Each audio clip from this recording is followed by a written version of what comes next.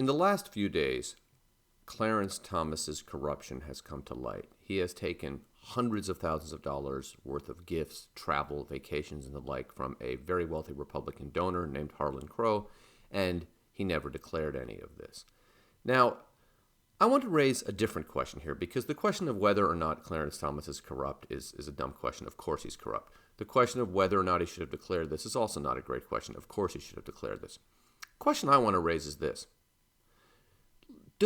Does the basic facts of this case, not the details, but the basic facts of this case, does that surprise anybody? Don't we all know that Clarence Thomas has been hobnobbing with Republican mega donors, that his wife has been deeply involved with the fringe of the right-wing movement? And don't we know that other Republican-appointed judges, Justice Scalia certainly comes to mind, do this as well? This is what the Supreme Court is. It is like so many other institutions in our American political system. It is corrupted by money, and it is just ideological. And the sooner we understand that, the sooner we can get to understanding that the Constitution is itself the crisis.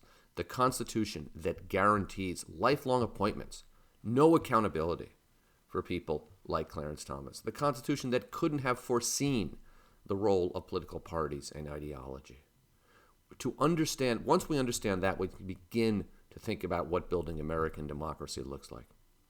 So while Clarence Thomas may be sui generis in the degree of his corruption for a Supreme Court justice, his story is illustrative of much bigger problems with our system.